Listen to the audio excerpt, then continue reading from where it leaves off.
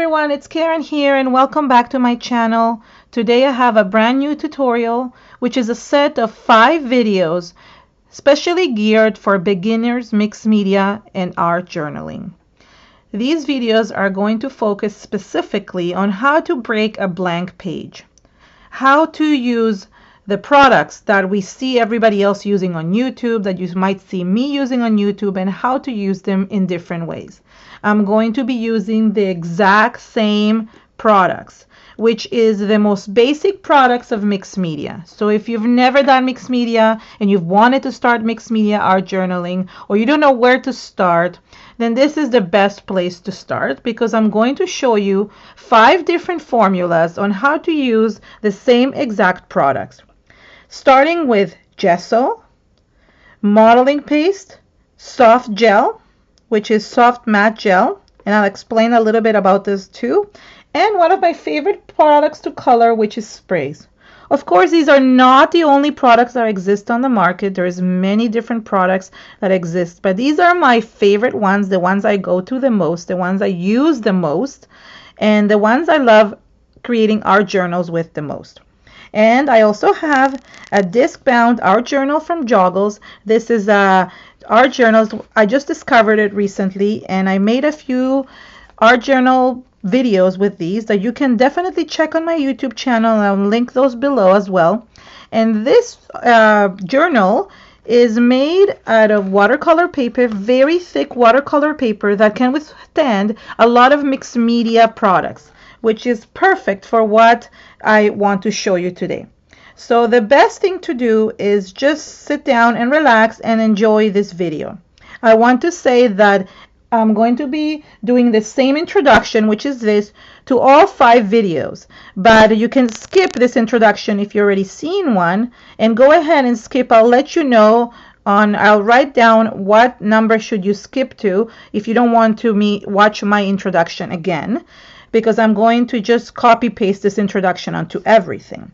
But every video will focus on another formula, another mixed media formula using the exact same products, just to show you that there's different ways of doing things and you don't have to be so afraid to break that blank page. And what I will do, the reason why I have so many sprays here is because the only thing that is going to change, except for the order of how I'm applying the formulas, the colors of the Color Bloom sprays that I'm using. These are Prima Marketing Color Bloom spray. All these are going to be used in different pages, just because I don't like using the same colors all the time. I get bored, so I do want to use different colors for different pages. But in terms of the formula, I'm going to be using the exact same products. I'm going to be using clear gesso, and you could substitute this for white gesso, but I will explain later why I'm actually using the clear gesso instead. I'm also going to be using the soft matte gel, and that will be another product that is really important to have when you're doing art journaling. And of course, modeling paste is one of my favorite products, and this one I'm going to be using with different stencils. I don't have the stencil out there. I haven't decided which stencils I want to use, but I will definitely show you how to use this. And if you're not sure what these products are, then go ahead and visit my channel. I've made beginners mixed media videos focusing specifically on each one of these products. So I've made a specific video just on gesso, explaining what gesso is, the different types of gesso that exist, and how to use it. I also have a whole video, actually I have 2 videos on gel mediums, and this is just one of them. It's my favorite one, the one that I go to the most. And this one is the modeling paste. I have a whole video just on modeling paste, so there's a whole video just focusing on modeling paste itself.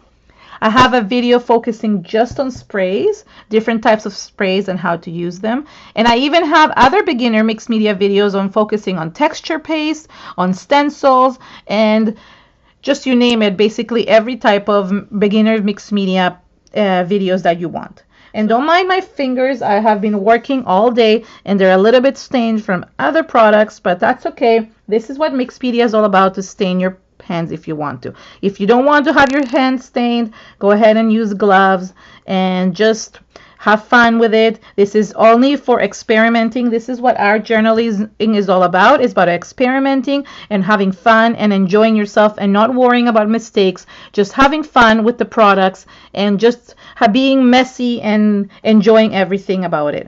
So I'm going to get started with formula number 1. And for formula number 1, I'm going to use gesso first, then I'm going to use modeling paste, then the sprays, and finally the gel.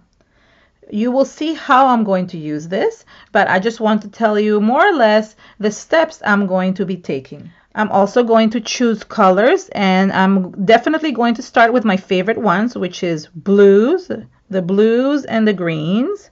So I'm going to take 2 of my favorite colors and maybe a little bit of yellow as well. Okay, so I'm going to start with those. The rest are going to go into the background for a different page. I will line this up here so you know what I'm doing.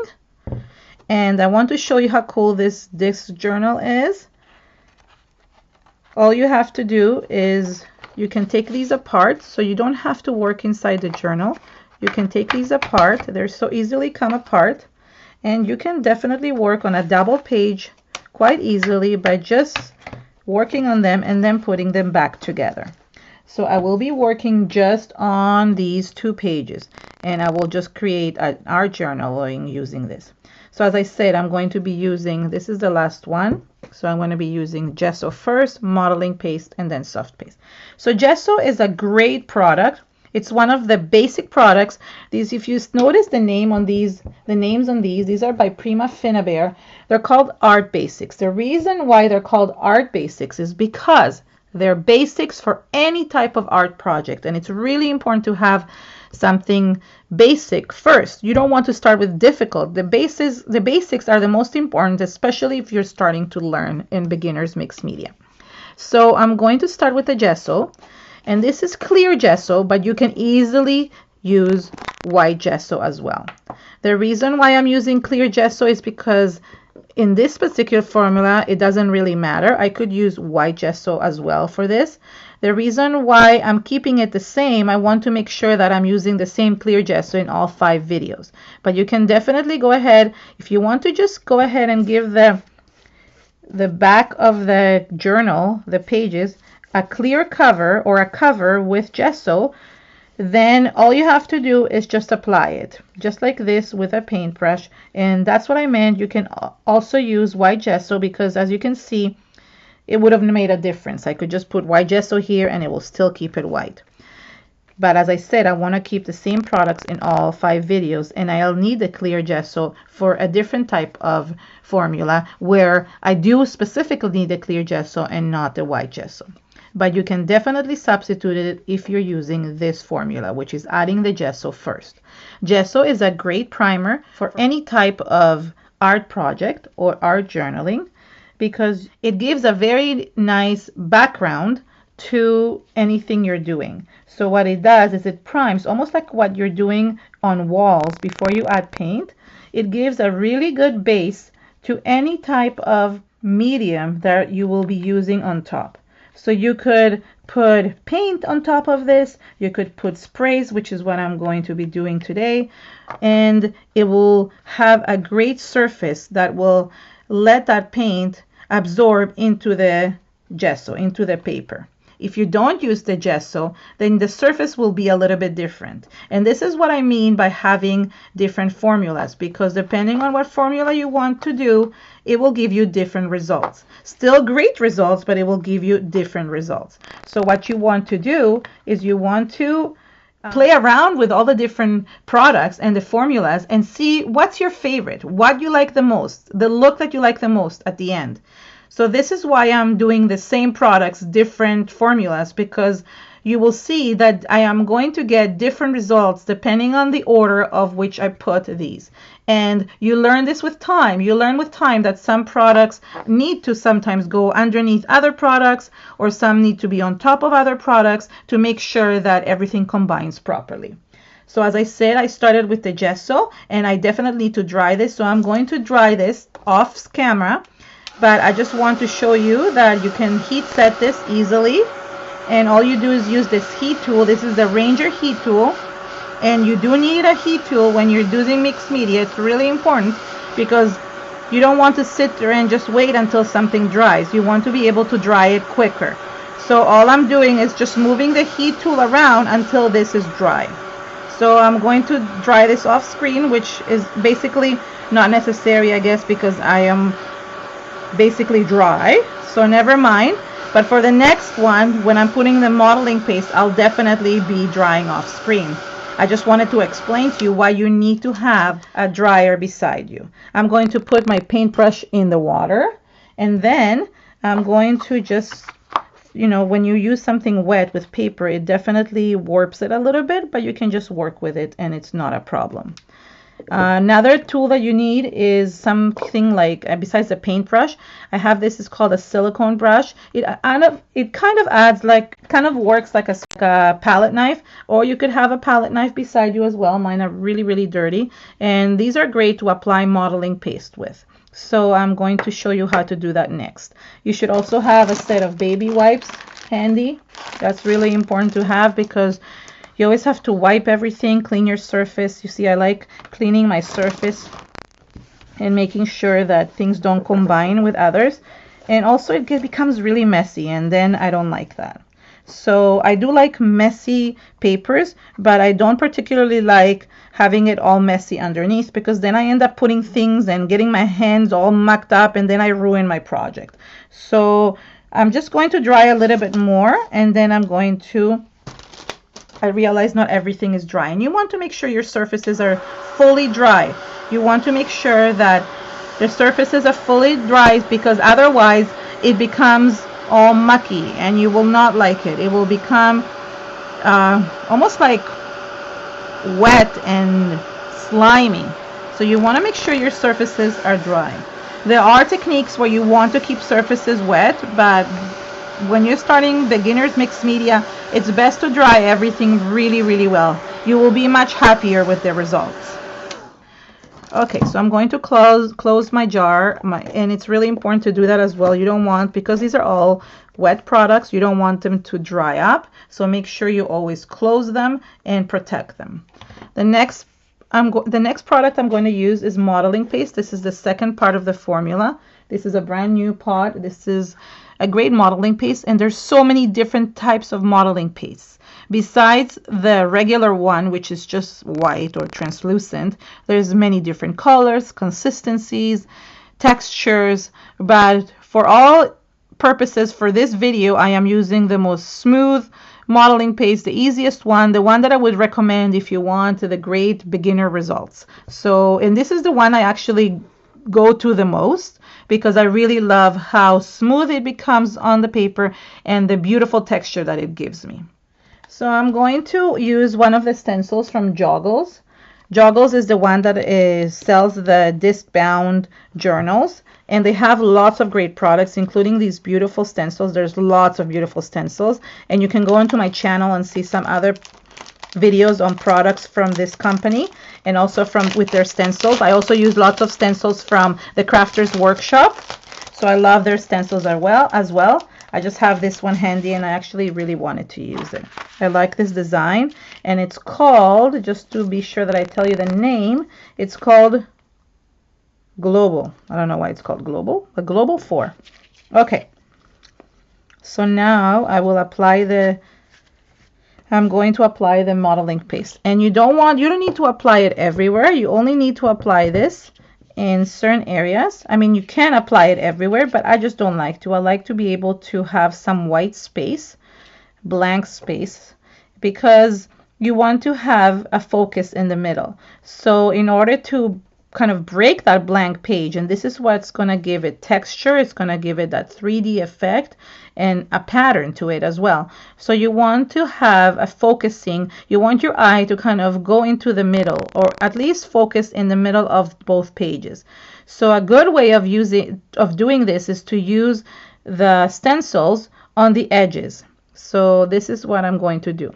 I'm going to take a little bit of modeling paste, and it's best to take a little bit first, and then if you need more, you add yourself more onto your palette knife or your silicone brush. And I'm smoothly going over it.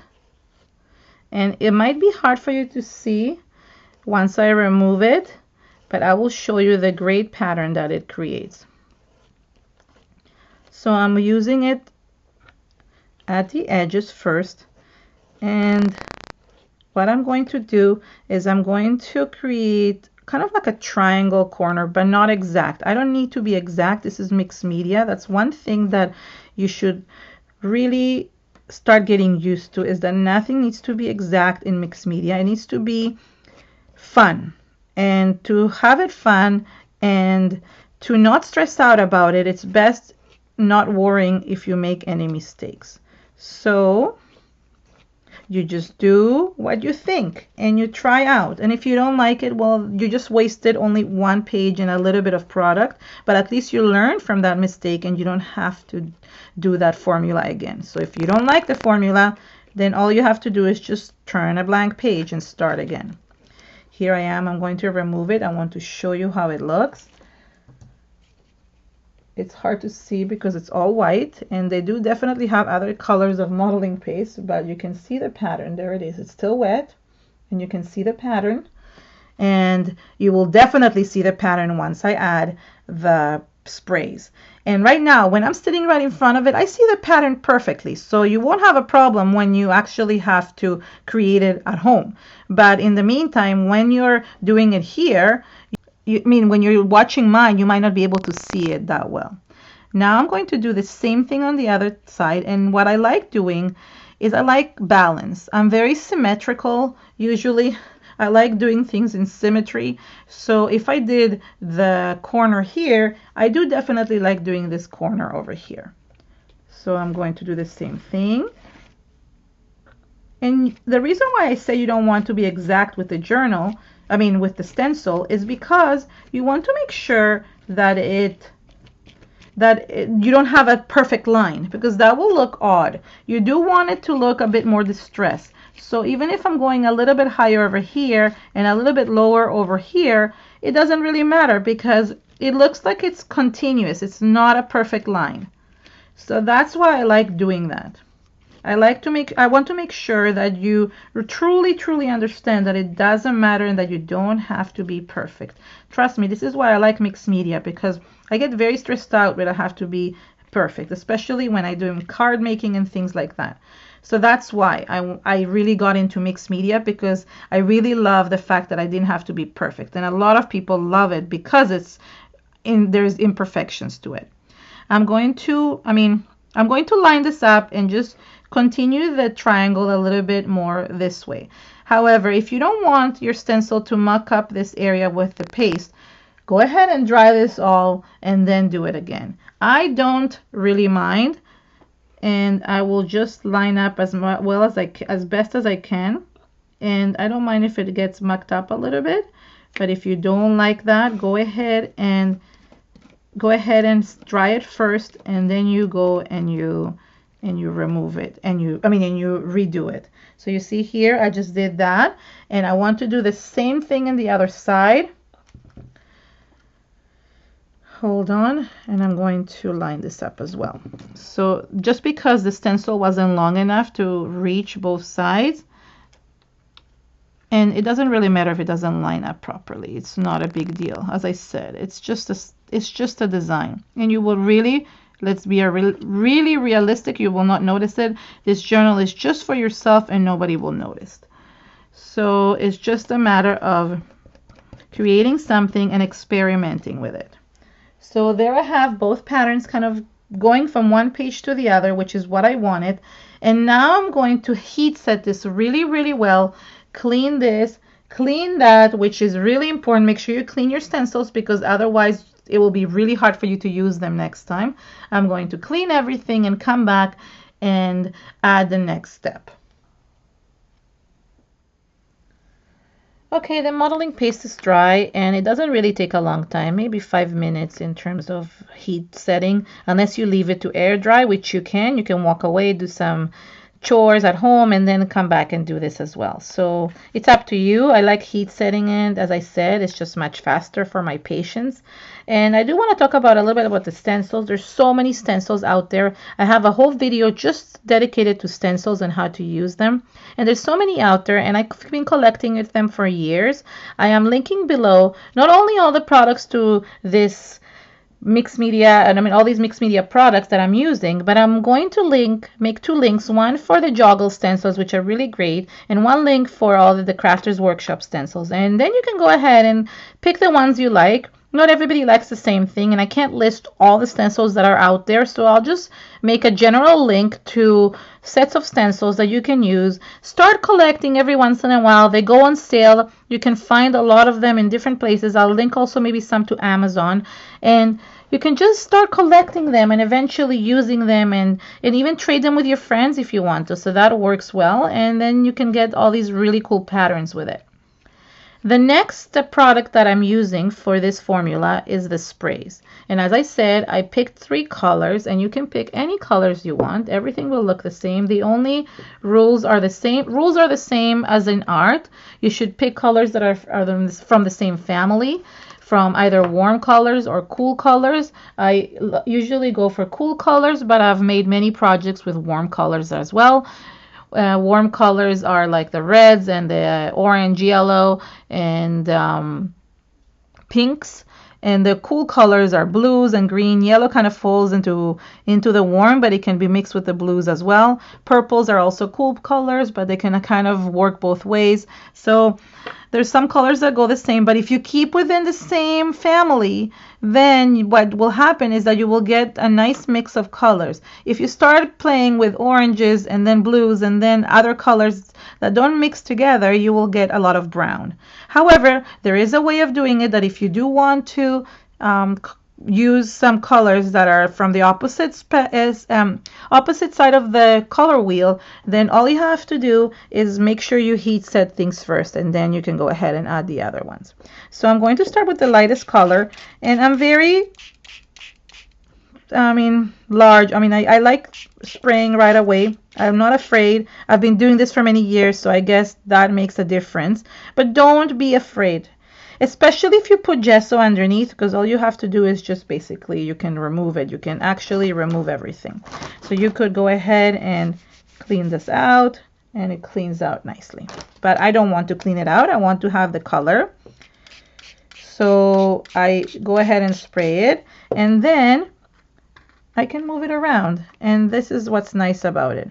If you find that the color is too strong for you, you could either dab it out with a little bit of a wipe, or you could use a spray bottle, and this kind of mixes things as well. So you could always have, it's always good to have a spray bottle handy when you're using any type of mixed media and sprays. And this is when you mean what I meant when you need wipes, because things start dripping on your mat. And I do also want to recommend, if you can buy anything to protect your table, is a mat. This is one of my favorite mats. I got it last year. It came out. It's from Ken Oliver's, and it's really good. It's a cling mat, so the nice thing about it is things don't slide, and it's really easy to clean, and it's really large. It basically covers my whole table, even though you can't really see it. It's one of those white IKEA tables, and it covers everything. So I will link that as well, so you can have it, and it comes with a smaller one too. So if you don't want a big one, you have a small space, there's a small mat for it as well. So I'm going to link everything, including the heat tool, so you can, if you're starting and you don't know what to buy, the mixed media basics is the most important. This is a brand new bottle, and this is one of my favorite colors. Now there's two things. You don't want to spray. Look how beautiful that blue is. If you don't want to spray because you're afraid, you can do something else, and I'll show you what you can do. You can grab a paintbrush, a thin paintbrush like this, and you could paint the spray. What I mean by that is, and I've seen different people use it differently. So for example, some people love using the spouts of the spray, and if you have a lot of ink on the spout, that's great. But I get very impatient because not enough spray comes onto it. So I sometimes dip this inside and just start painting. So I start putting it on the edges, And I recommend when you're breaking a blank page, put the lighter colors in the center and work with the darker colors at the edges. It looks so much better that way. And what I like about the darker colors, they go in between the grooves of the stenciled area and make those really nice patterns shine. So all you have to do is just move it around. And if you don't like the drips, which sometimes I do, sometimes I don't, I don't always know what I want. So you could wipe them off, you see? So everything can be wiped off, so you don't have to worry so much about it. And you can mix the colors. As you can see, I'm keeping within the same family of colors, which is blues and green and a little bit of yellow. So you don't have to, I don't have to worry. And really, I don't have to use that much of the ink because it just works perfectly. It's pretty intense. This is the Color Bloom sprays. A lot of people like using Lindy's Stamp Gang, and that's great as well. I mean, I am just used to using the Color Bloom sprays because I've been using them for years after designing for Prima marketing for the company. So I've been using those, and I really know, I love them because I know how to use them really, really well. And you get used to a certain product. So if there's a certain spray product that you love, stick with it. Don't change just because I'm saying that. Just stick to what you're comfortable with and what you know how to use. If you don't know how to use any of them, then you know what, I do recommend these. They're great. I love the spout. It's really handy for people that have a hard time spraying. I have a hard time spraying with the spouts that are like have the spray at the top. I really prefer something like this. It's just easier for my fingers. I have difficulty with my fingers. I've always had difficulty pressing. I don't have a lot of strength in my arms, so it's really important for me to have something that I can use easily. I'm going to use the blue on the other side, and this time I'm going to spray it, but I wanted to show you that you can definitely paint it. If you don't want this mess, you can go ahead and paint it. So it's not a problem. Now, as you can see, I'm only painting around where the pattern is. I'm trying to stay away from the middle, but I don't mind if a little bit of it comes in. It looks kind of like a watercolor effect. But I like to kind of stay off the middle. And the reason why I like that white space. Now, you don't have to do that. If you like to cover everything, then you do that. You don't have to do what I'm doing. And this is why I get my fingers so stained, because I end up touching them and moving the water around. And if you don't want to do that, use a glove or go ahead and just use a paintbrush, which is what I'm doing now. I'm trying to match this up. Oh, I like that. You see how I like it suddenly formed and it's framed there? And if you don't like that, again, you go and you take it off a little bit and it becomes perfect. I like it perfect. I like messy. Now, there's another option. If you don't like sprays, then you can go ahead and use ink.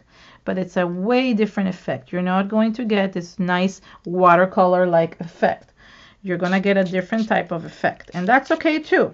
But I just want to make sure that you are happy with what you create.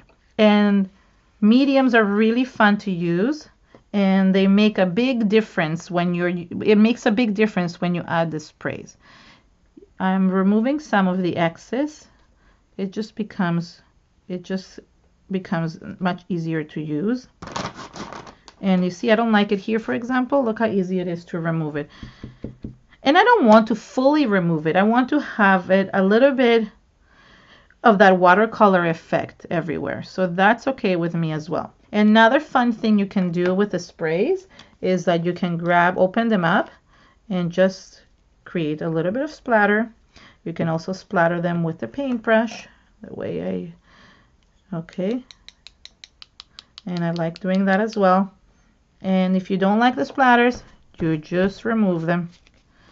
Okay, so if they're too big or you're not happy with how they look, all you have to do is just remove it. I like the smaller ones better, so I'm going to go with a few smaller ones. I like the little splatters in this case. Sometimes I like bigger splatters, but I just wanted a little bit of that splatter look. You don't have to do this part. I just love how the splatters look like. And you could splatter with different colors. And you see how, because there's water underneath, it kind of spreads. It looks really, really nice. I like that a lot. I'm going to use my paintbrush again, and I want to add a little bit more of that darker color here. And this time I'm not going to spread it. I'm digging further into the bottle because all the mica that makes the color is usually at the bottom of the bottle, and just adding a little bit more. Now I'm going to dry this up, and it's really important to dry layers. So if you want this to stay like this, you can. You just dry it up and then you can finish your art journal. But I like adding layers on top of layers. So I'm going to dry this up really well and going to see how much color absorbed into the background. Then if I want to, I can always go ahead and add a little bit more of my colors, or I can leave it the way it is. So first dry is important because then you can add more color.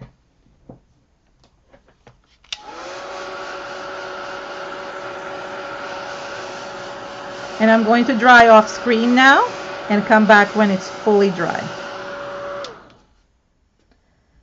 Now that this is fully dry, I just really love how it looks, but I do want to show you that you can actually add another layer as well, a darker layer. And usually what I do is I leave the center the same, and then I just add a little bit more darker shades at the edges. And for that, I'm going to use the paintbrush again, because I want to be a little bit more exact. You could also use the spout of your nozzle, the nozzle as well.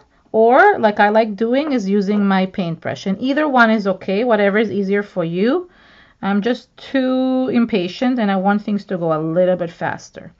So all I do is I just add that dark color and let it drip. I have to add enough so it drips enough. And as I said, you could skip this step as well. You don't have to do this one. And I just really like adding a little bit of a darker color here. And sometimes you do need, of course, a little bit of water to kind of help it go down if it's too intense, the color, or if there's too much color, too much spray in it, then you just let it go down that way. And that's it. I mean, I sometimes let the edges get a little bit darker. I try to choose the darker color out of the set that I used. And that's basically what I do. And it's very simple. And then I let everything dry again. I'm going to do the same thing on the other side. And as I said, you do not need to do this step. If you love it the way it looks, which I actually did, I didn't have to technically add this step, but I just want to show you that it's possible to do. And that it's important sometimes if the colors are too light, then it is important to kind of add a little bit of a darker shade. So that's why I do it. So this is quite easy to do. And oops, and this is, I'm just trying to get a white and it makes a lot of noise. I apologize. So there we go. I am just going to add a little bit here and then just dab out what the excess that I don't want. And that's it. Like, that's basically the darker area. It almost looks exactly the same. I wouldn't say that it's a huge difference, but I did like adding a little bit of that darker color there. And just, I always like dabbing the excess if I have to. And I'm going to dry this yet again. I want the surface to be fully dried before I add the gel. And I'll explain what I'm doing with the gel, which is the next product of the formula. So let me dry this as well, and then I'm going to do the next one.